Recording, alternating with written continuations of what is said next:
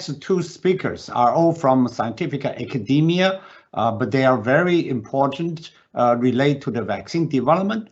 As people following our Congress series will notice, each time we, besides we invite the leaders of key manufacturer developers, we also invite the scientific leader to address one particular question. We have covered a lot of that, such as immune response correlates. Today, the next question we will try to ask is very important and pertinent to the current COVID-19 vaccine development. We have vaccine now, they work very well, but how about we are seeing the emergent variants? So the next speaker is a highly qualified and unique experience in this area, Professor Yong. She is an endowed professor at the UTMB, University of Texas Medical Branch. He has a unique background from academia, industry combined together. He has been a very productive researcher, over 300 peer-reviewed publications, leading journals, including Nature, Nature Medicine, many talking about the variant analysis. In particular, he has developed unique neutralizing assays, which has been used, for example, Pfizer and other industry groups. So it is our great honor to welcome Dr. Shi presenting his talk is SARS-CoV-2 variants and antibody neutralizing. So Dr. Shi, please. Thank you, Dr. Shan, and it's really a great pleasure to share our research on the variants and the variants biology and the immune escape. Next slide, please. So what I'm planning to do is to talk about the variants. I talk about their transmission, their effect on the viral transmission, and I'll also talk about the antibody neutralization, particularly through collaboration with Pfizer and the BioNTech to look at their antibody, the vaccinated individuals, and their antibody activities against the variants of concern as well as the variants of interest. But prior to that, I'd like to talk a little bit of the reverse genetic systems we developed for the SARS-CoV-2. This is important because some of the newly developed technology from our lab, I think it might be very useful for the scientific and the industry community, particularly the assay we've recently reported that can potentially be carried at the biosafety level 2 using the authentic viral infection. And then, as Sam mentioned, that I will also briefly mention our reporter assays that have been used to support Pfizer BioNTech's the vaccine development. Next slide, please. So this slide summarizes our first generation of the infectious cDNA clone reverse genetic system for the SARS-CoV-2. As we know, the virus is a single-stranded RNA of very long, which is close to 30 kilobase. And to make a reverse genetic system from that, we were one of the few very fortunate ones that received the isolates from the index case, which is the Washington index case from CDC colleagues. And then what we did is we extract the RNA from the index viral RNA and then use the RT-PCR to amplify 7 fragments indicated here in panel B, F1 to fragment 7 all the way. And using these PCR amplify the fragment, and then we stitch all those 7 fragments together in test tube to generate a full-length cDNA clone as indicated at the bottom of panel B. And then you can see we engineered a T7 promoter at the beginning of the cDNA fragment so that we can perform in vitro transcription as indicated by this wiggling brown line. And that RNA transcribed from the complete cDNA is identical to the viral RNA inside the viral particle. So if we transfect these RNA into susceptible cells indicated in green, the viral E6 cells, we're able to recover recombinant viruses. And using this system, we are able to recapitulate to make recombinant viruses as indicated in the plaque on the right side of the slide. The plaque morphology is almost identical to the clinical isolates as indicated. Next slide, please. Using this reverse genetic system, one of the first experiments we did is we started to engineer reporter genes into the system. As indicated on the left side, the star that we started to engineer the green fluorescent genes into the open reading frame 7 of the virus. So in this way, we're able to make recombinant virus, everything identical to the wild type virus, except the viral genome now has an amnion green reporter in it. So when the virus infects the cell, it turns the cell green. And this is very useful for antiviral neutralizing antibody assay and the serology assay. So on the right is the scheme of how the assay works.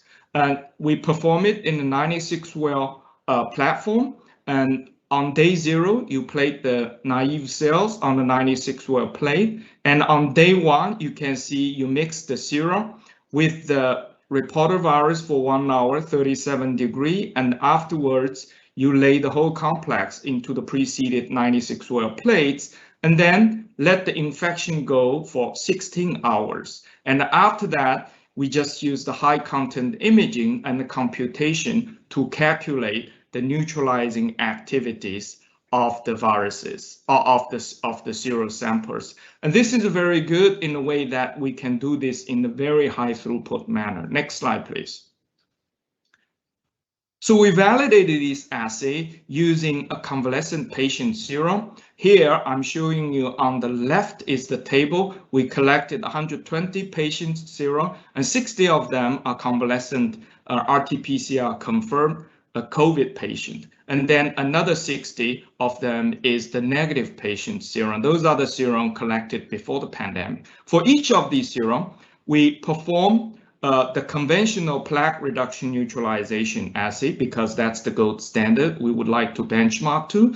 And the other assay is the fluorescent labeled assay, the amnion assay. So looking at the right side of the slide, you can see the correlation between the conventional PRNT versus the fluorescent labeled assay. They correlate quite well. So these experiments validate that the reporter assay recapitulates the quality of the gold standard plaque reduction assay, while we can do it in a very high throughput manner. Next slide, please. So using these assays, we partnered with Pfizer and BioNTech, and on the top you can see the timeline of how these events happened. As we all experienced, everybody experienced, it is a very intense, aggressive timeline. And we're very happy that we performed the preclinical and phase 1, phase 2 neutralizing testing for Pfizer and the BioNTech, the vaccine. That leads to the first approved vaccine for EUA by FDA with a great safety and efficacy. Next slide, please. And then the same platform have been used by collaborators for Moderna's the neutralizing activity. So, and then the previous slide, can you go back, please? And then this slide just shows the recent study using the amnion reporter assay to look at the durability of the neutralizing assay. So you can see at the bottom, day 1, day 29 are the 2 doses of the vaccination, and then over the time all the way to day 209, the decay of the neutralizing activity with 3 different age groups. So these assay has been very, very robust to support our current vaccine activities. Next slide, please. So these assays are very robust and good, but with one major limitation, which is it's a raw virus and requires the biosafety level 3, and many labs doesn't have access to that. So I've always been asked the question of, whether we can do it, modify the system so that we allow the authentic infection that, and then the assay can be at the same time carried at the biosafety level 2. Next slide, please. To address that question, we recently reported here, as indicated in the bottom of the slide, this system, so-called the transcomplementation system. The system is not new. It has been used for many, many viruses. So the idea is depicted in panel A. So what we did is we delete 2 genes from the viral genome using the reverse genetic system I explained in the previous slides. We deleted 2 specific genes, the OIF3 and the envelope gene, and then we create these RNA. And then we also developed a cell line that constitutively express these 2 missing genes of 3 and the envelope. So if you electroporate these deleted viral genome into the cell, which transcomplements those 2 missing genes, we're able to produce the viruses that contains the deleted gene, but the virus itself is just like authentic virus. And then if you use the virus to infect the naive cells, such as the viral E6 cells, because they don't express the 2 missing genes, this virus will be able to infect just like authentic virus, and it started to replicate the genome. But because of the 2 missing genes or proteins in the cell, and it's a dead end replication. So in this way, that allows us to do a single round particle infection. So we are at the final stage working with NIH and trying to bring it down to the BSL-2 so that we are able to share with the community for research and the product development. We demonstrated in panel B. If you're interested, go to that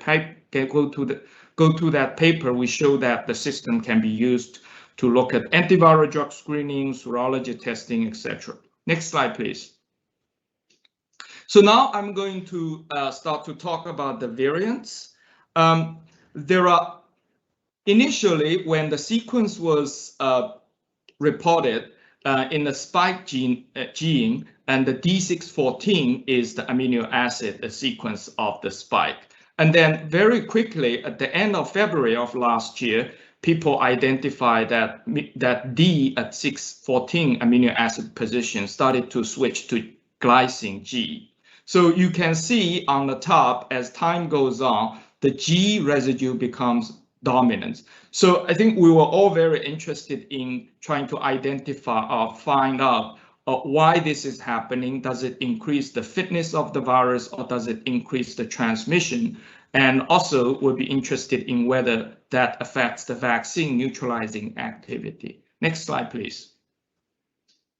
So we're using the reverse genetic system to address those questions experimentally. So we made the isogenic pair of viruses as indicated in panel A and the B. We mutated this 614 from the aspartic acid to glycine at this spike position. Everything else identical. So you can see the plaques in panel B, they're identical. And if you do the growth kinetics on Carlos 3, which is a human lung epithelial cells, you can see the red one, which represents the variant mutant. It has some advantages. Next slide, please.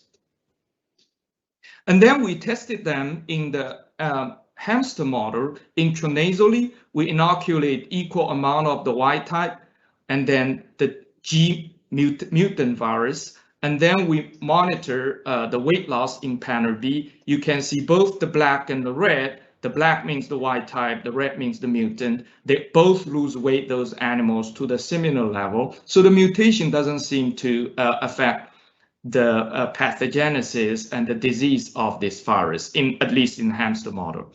And then in panel C, we analyzed or quantified the viral infectious load in the different respiratory tract tissue and organs. So in the red box, you can see that on day 4 post-infection, the viral load in the nasal wash and trachea, the red one is significantly higher, over 10-fold more in infectious virus quantities. So that really indicates in the upper respiratory tract, the mutation has advantages. In contrast, in the lung indicated in the blue box, different lobes of lung in the infected animals, the mutant and wild type virus did not show any differences at all. So these results really demonstrate in the upper respiratory tract in the infected hamsters, the mutation enhances the viral replication fitness. Next slide, please.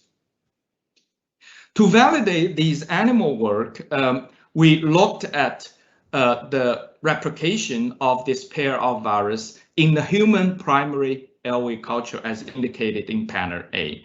And the panel B shows the growth kinetics between the two viruses. Again, you can see consistently from day 1 to 5, the red virus, which is the mutant virus, has significant advantages.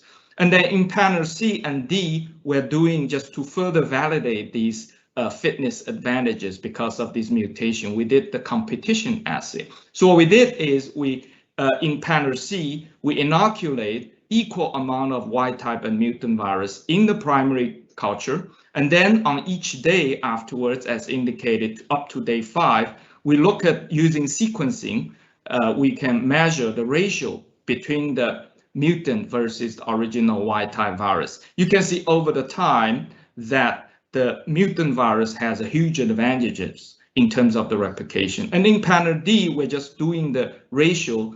Input is 9:1. We just give a lot more a wild type virus as the initial inoculant, and only one portion out of the 10 is the mutant virus. Again, you can see on day 5 all the way that the mutant virus has wins the competition. So these results demonstrate in the human airway culture that the mutation enhances the viral replication. Next slide, please.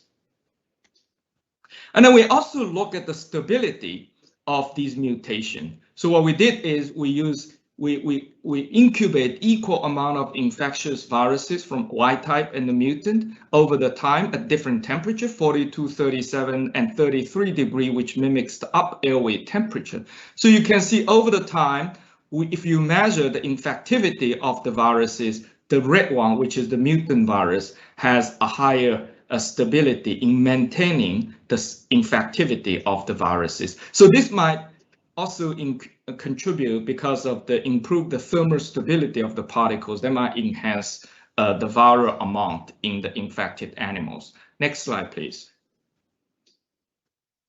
So once we published this, and 2 other groups as indicated here, they used the animal models, hamsters and the ferrets, and did the direct transmission experiment. The results support our data that really demonstrate that this mutation directly enhances the viral transmission. Next slide, please. So in terms of the mechanism, structural biologists have shown that this mutation promotes the receptor binding domain of the spike in the upper conformation, which is required for binding to the receptor, and that facilitates the entry and infection of the virus. This, at least right now, explains the partial mechanism of why this mutation enhances the viral fitness replication. Next slide, please. So for the next topic, I'm going to talk very briefly about the B117 UK variant and trying to identify which mutations in the B117 is critical for the enhanced transmission. So in panel A, I'm just showing you the mutations in this variant. There are 8 of them, including deletions.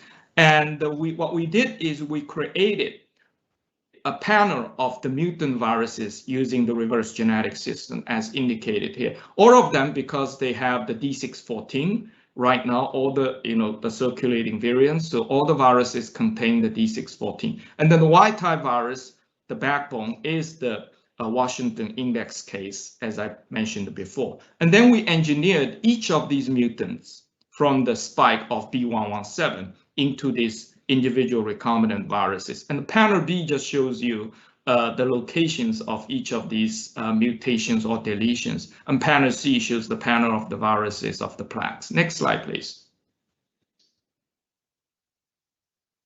To quickly sort out which mutations of this panel of the viruses is critical for enhancing of the enhancement of the viral transmission. So we use the competition experiments in the hamster. So what we did is we mix 1-to-1 ratio. One of the mutant virus, as I showed in the previous slides, and the Y type, which is the index isolates I mentioned before, 1-to-1 intranasally to the hamster. So then on day 1 post inoculation, we put another clean hamster to the inoculated hamster to allow them to co-house for 8 hours to allow transmission to occur. And then we separate them. And then what we did is to look at the different respiratory tract tissue and organs to look at the viral load over the time and to see which variant has a dramatic effect on the infection from the initial animals as well as the transmission efficiency to the recipient animals. So in the interest of the time, I'm just going to very quickly to show you the screening in panel B, which is the nasal wash of the donor animal, so the initial inoculated animal. These are collected on day 4, the nasal wash. And then the same, the procedure, we measure the ratio between the mutant versus the wild type. So any the number higher than 1, that means the mutant has advantages. So as indicated here, the M501 consistently shows the advantages, and then you can see we have 8x UK in the last column of the slide. And you can see that's containing all the mutations of the 8 mutations derived from the spike B117. And also deletion 6970 also showed advantages. So overall, this slide just shows you that 501 as well as Delta 6970 has advantages of in terms of infecting, and then as well as in panel C, the recipient animals also has the advantages in transmission. Next slide, please. And then this slide just basically shows you the single mutant, the 501. We completely characterize this mutant versus the wild type original virus in competition. As you can see in panel A, the nasal wash over the time, the 501 mutant wins the competition, and in recipient nasal wash in panel B, the mutant also wins the competition. So in general, and also in the lung and the upper respiratory tract. So these data just demonstrate that the 501 is the critical mutation that enhances the transmission of the B117 in the hamster model. Next slide, please. And similar thing we did on the panel A using the human LV culture at the competition assay. You can see on the upper right, the mutant wins the competition. And at the bottom, from panel C and D, we did the by chemical binding assay. What we found is the 501 mutation, like many other groups also reported, that this mutation significantly enhances the spike binding to the human receptor. That might be the mechanism that contributes to the enhanced replication. Next slide, please. So now that's for the function of the variant I talked about. And now I'm going to, for the next few minutes, I'm going to focus on the variant on the neutralizing activity. The approach we took is you fully take advantage of the reverse genetic system we have. What we show you on the left is our approach. We make chimeric virus, and these viruses are authentic SARS-CoV-2 virus. We use the Washington state, the Washington isolates as the original virus, and then we swap the complete spike gene from different variants, as indicated here, the B117, B1351, and the P1, just as example. So the only thing changed for the virus is the spike. Everything else is identical, that maintain the US Washington isolate. Next slide, please.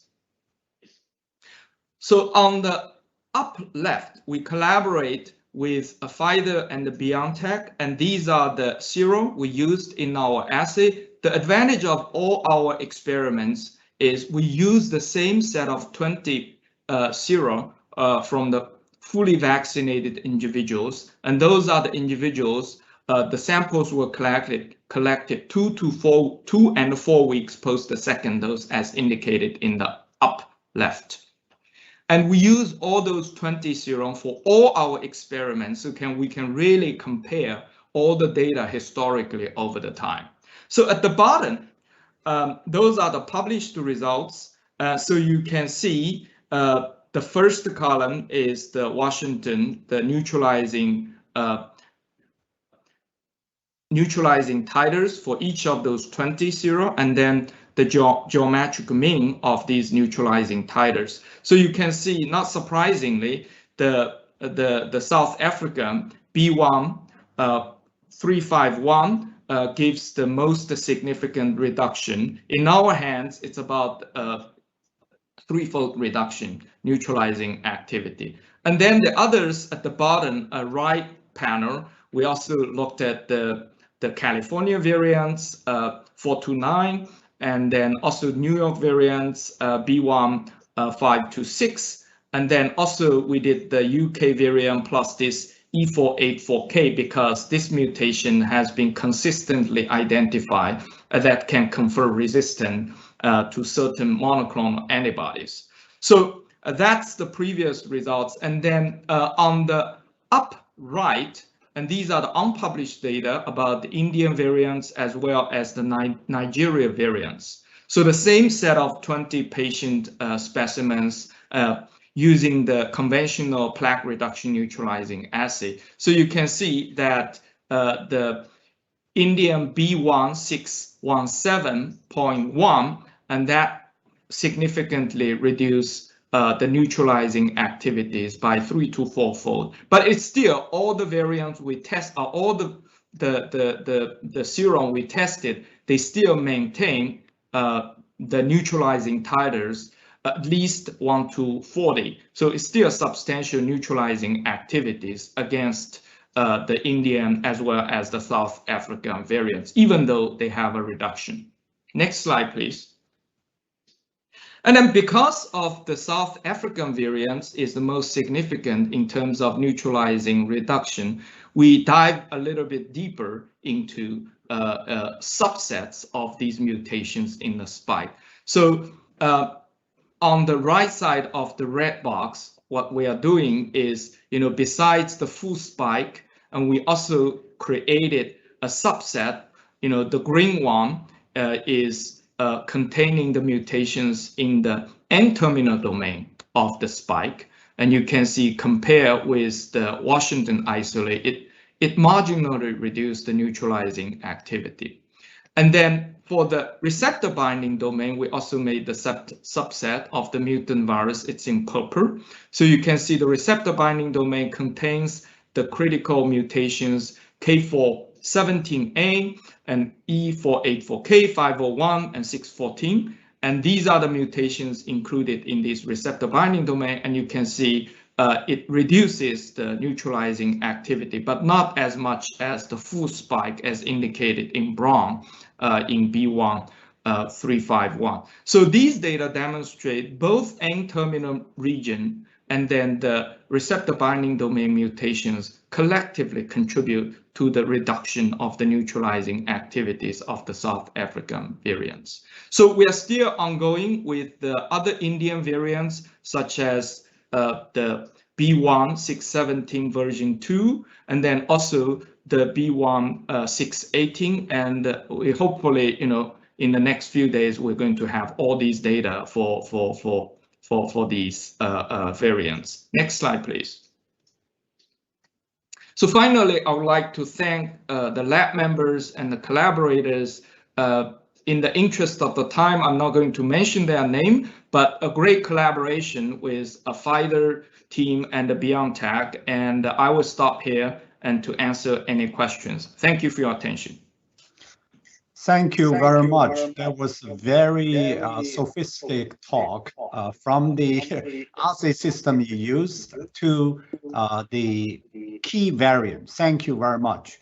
So I'm sure there are a lot of audience have a good question. I will just try to use the time, ask some key one. Can I ask in this context of the current Congress, so we don't have to worry. There's no major variant will escape vaccine-induced protection. Can we say that? Yeah, I would.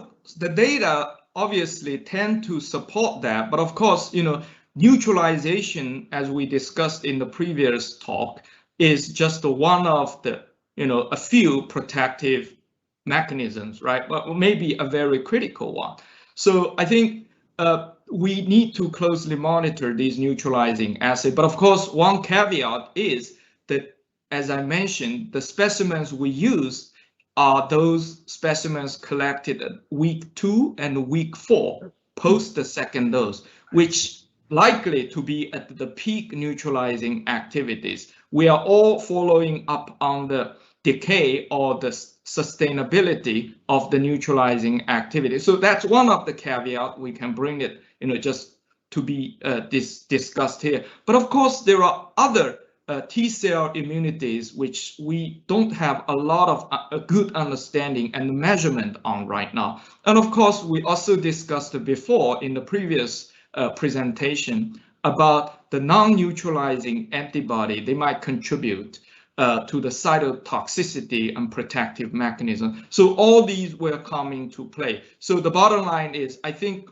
it still looks very promising from the neutralizing activities, but with the other protective activities, I still think it's very hopeful. And also, more recently, from the real-world vaccine efficacy results is coming out from different groups. You can see that the South African variants with the Pfizer's vaccine, it still retained pretty good protection. One report I recently read is 75% against the South African variants. And in the yesterday or 2 days ago, there was a UK group report the Pfizer vaccine against the Indian variants. They are managed above close to 88% effectiveness. So I think, but of course, we still have to be very closely monitor the real world data. But I think the experimental data just provides some supporting and indications of what we need to be careful.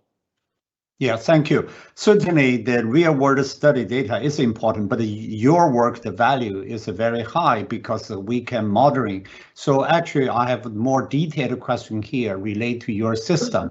If I understand correctly, when you look the protection in your cell-based system or neutralizing, it's not RBD based, right? So it covered the whole S region, right? That's the value. I want to confirm that. First, that's my first part of this question. Go ahead, yeah.